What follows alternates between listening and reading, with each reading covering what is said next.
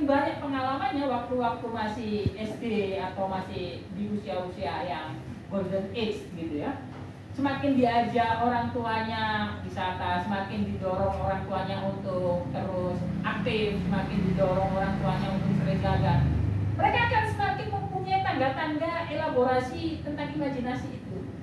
Tapi ketika dalam iklim belajarnya bukan hanya orang tua sama guru tidak berusaha untuk mengajak siswa aktif, mereka akan berputar di situ terus saja.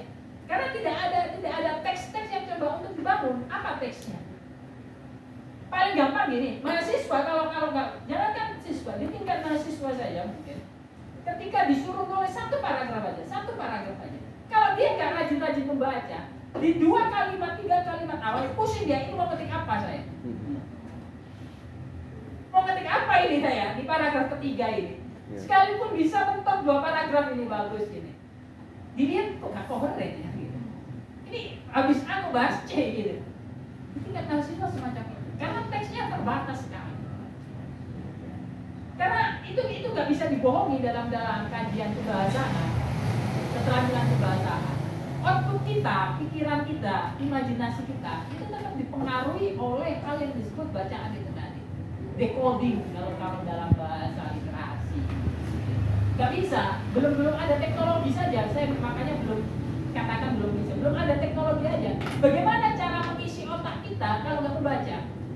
Lewat dicolok powerbank gitu langsung terisi gitu. Kalau ditanam chip mungkin besok itu memungkinkan mungkin. Tapi apakah kita menerima sebagai konsekuensi manusia? Otak kita dikasih chip itu yang isinya file chat GPT gitu. Jadi ketika ada yang tanya kita langsung subscribe gitu. Kita belum mencapai ke teknologi itu. Gitu. Masih ada pertentangan di sana.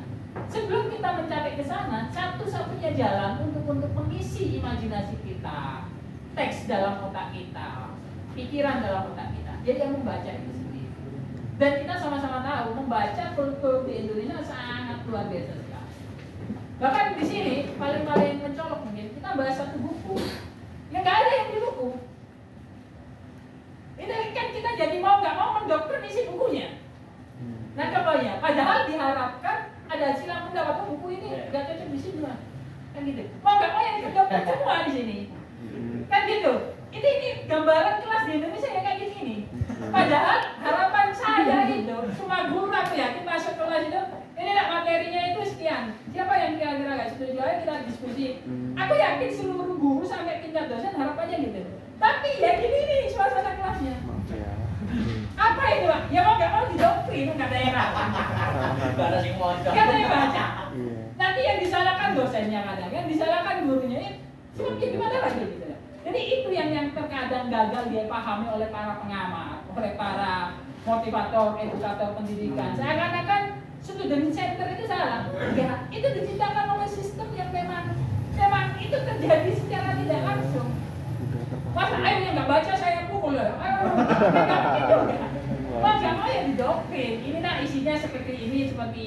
Kalian jadi gitu Pak. Ya maksudnya akhirnya. Ini fenomena kelas di Indonesia. Kalian rasakan sendiri itu. Gitu.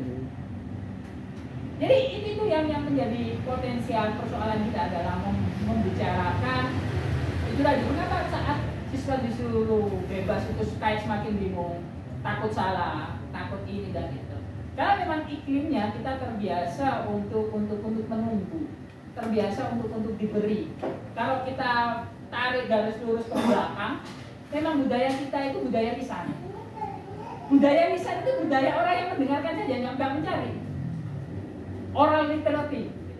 Makanya kita selalu suka dengar dongeng-dongeng, selalu suka apa itu petua-petua, kisah-kisah gitu. Jadi cerita berdasarkan lisan budaya kita itu kalau kita tracking secara kebahasaan, sejarah kesastraan kita apa itu suka budaya lisan. Budaya lisan itu jelas menunggu, mencari ya gimana, mencari sumber bunyi ya kita nggak mungkin, pasti menunggu.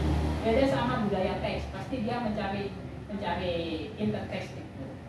Jadi itu problem kita. Apakah bisa diperbaiki ya? Setidaknya ada harapan walaupun nggak terlalu besar dan kecil, setidaknya kita butuh harapan itu agar setidaknya hidup ini tetap bisa jalan gitu loh. Kalau nol harapan ya besok kita mati gitu. Justru kita hidup besok itu ya karena kita setidaknya masih punya harapan spiritual gitu. Itulah enaknya hidup di dunia ini terkadang. Terima kasih.